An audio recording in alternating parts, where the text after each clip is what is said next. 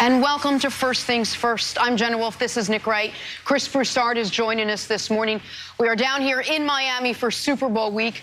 We came here to talk football, but in life, sometimes plans change, and unfortunately, today is one of those days. We are continuing to process the news of Kobe Bryant's death. His reach so much farther than just basketball. As a father and husband, an NBA legend, an Oscar winner, so much more. Nick, I know this was hard on you. It was hard on every sports fan. How are you processing all of it this morning now that you've had a second to let it sink in? Yeah, I think processing is the right word, and I don't think it's sunk in.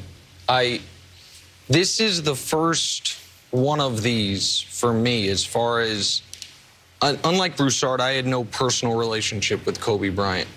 And I've never had a celebrity death that registered with me the way I know so many have with other people. I remembered the outpouring when Michael Jackson passed, and I'll be totally candid, I didn't understand it. I understood people appreciated his music and appreciated his career, but I didn't understand the grief people were feeling, and now I do. I am still in a stage of disbelief, Chris. When the news came across my Twitter feed, as I think with so many people, I said, well, it can't be right. And then as the news seemingly only got sadder and sadder, and it was confirmed, and then we also know his 13-year-old daughter passed away along with 7 other people, I don't even know how to wrap my arms around it, and I am in true shock that Kobe Bryant, 1978 to 2020, that we are not going to see Kobe Bryant sitting courtside at Laker games when he's old and gray, and that we're not going to get to see this next phase of his life that he seemed to be so excitedly embracing over the last few years of his retirement. Yeah, like everyone, I mean, I was in shock. I was actually in the air when I found out. I was flying to Chicago and then en route to here, and somebody had texted me OMG, and I shot back a question mark, and they said Kobe died. And I was like, this can't be Kobe Bryant. And I text Kobe Bryant question mark, and they said, yeah. And I began seeing other stuff because we were about to land in the news, and it was like a gut punch. And as you said, Nick, I mean, I've seen tragedies. I was a very little kid when Roberto Clemente died of a plane crash. Thurman Munson, I was older and could understand when he died with the Yankees. Magic Johnson, when he came down, got HIV. People thought he was going to die in short order. And Roy Halladay, even more recently, the great pitcher. But I haven't experienced anything like this in the world of sports in my lifetime. This is the most tragic for me that I've ever seen. And there are a lot of reasons to be devastated, but one was that Kobe had transitioned so smoothly to life after basketball, which surprised me because he has such tunnel vision as a player that I actually was one that thought he might have trouble transitioning because basketball was so much a part of his life and really was his life. But I mean, I haven't seen a transition this smooth. Better. Business venture. He's a venture capitalist. Won an Oscar, for his movie Dear Basketball. Best-selling author for the Mamba Mentality book.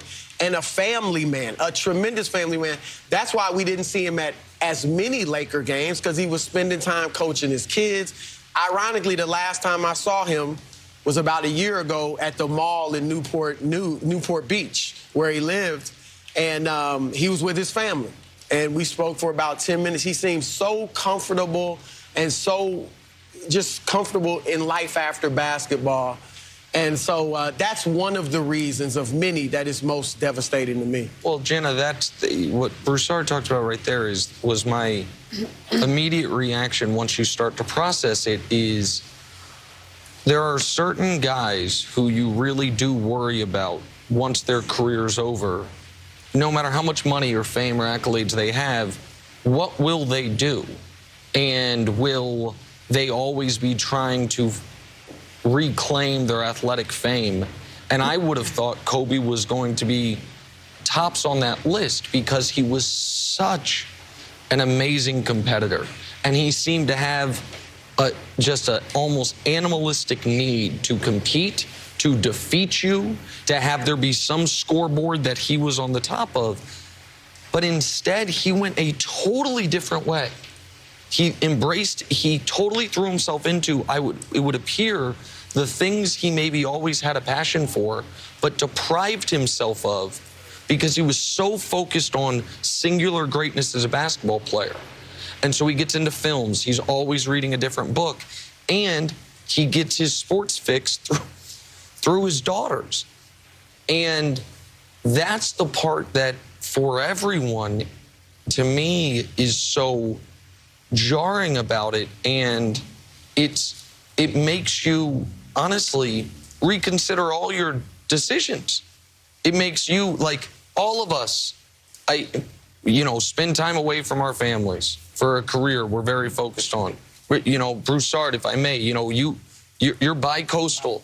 Right. And I spent a year and a half living in a different city than my wife and kids and going back and forth. And it makes you just think, like, does any of it matter other than the things that actually matter? And Kobe was finally getting to do the things for him that actually matter. And to have that stripped from him, and selfishly for all of us to lose getting to see what the next 50 years of a savant, a brilliant person that was trilingual, person that could show the ability to get to the top of multiple fields, what he would have done, the things he was already trying to do for women's basketball, it is a tragedy unlike I can remember in the sports world in my lifetime. So for me, I was at another network when the news of the Michael Jackson passing happened, and I was just starting my career when Princess Di tragically was killed. Those were the only two that I can remember that had such an incredible global reach. But we didn't live really in the time of as intense social media as we do now, where you get the immediate impact of how much Kobe Bryant has touched everyone. I mean, far from just basketball.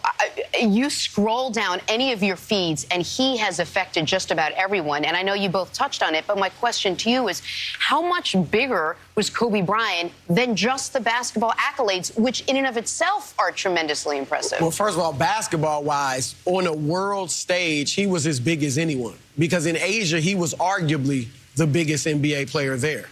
So yep. Basketball-wise, I mean, his impact is second to none. And that includes Michael Jordan and LeBron James as far as worldwide prominence and being a face of the game. But, Nick kind of touched on it. A lot of athletes, even if they go on to do some really good things after their playing career, the best part, at least to the public, of their life was going to be their sports career. I'm not sure that was going to be the case with Kobe Bryant because he's only been retired, 3 or 4 years? 3 years? 3.5 years. And he's already done so many tremendous things. And so what he was going to do, I don't know if he would have ever delved into politics or whatever. He obviously was intelligent enough, was well respected enough to do things like that. But he was going to do some tremendous things off the court. And again, that is one of the things that makes it so tragic in my mind. And I don't know if this makes it sadder or makes it, more palatable, probably somewhere in between. When he was in the public, right in the public eye Saturday night, the night before, because the Lakers were in Philly and LeBron passed him in the scoring list. And so what you saw from Kobe with his tweet after the game, with Bill Plaschke in the LA Times wrote about today, was Kobe was truly at peace and was no longer engaging in the petty stuff that I find myself engaging in all the time of this player versus that player. He was so confident and satisfied with what he had accomplished in basketball that he had I don't want to say removed himself from the fray, but he was wanting now just to lift others up and to move on to other phases. So you're glad he got that piece, but it is for Kobe's family, for the families of the other people on that airplane, or on that helicopter, for everyone, it is the type of thing, and this is not, I'm just going to be totally candid. These 3 hours today, it's just going to be, I don't know, soul-searching. But it's the type of thing I'll talk with Broussard off the air about, in that Broussard is a man of deep, deep faith. To be totally candid, I am not so much. And it is the type of thing that makes you question either. And that is the impact of something like this. You either say, how is this fair? Or this is where you grab someone's hand who has that type of faith and you say, this is how you get through these types of things. And God willing, I hope his 3 other daughters and his wife have that support structure around him, because this is unbelievable. Well, as you can imagine, the news has struck so many throughout the sports world as well. This from Shaquille O'Neal.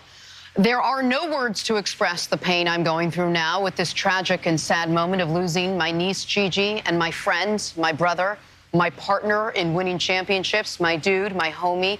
I love you and will miss you, will be missed. My condolences go out to the Bryant family and the families of the other passengers on board. I'm sick right now.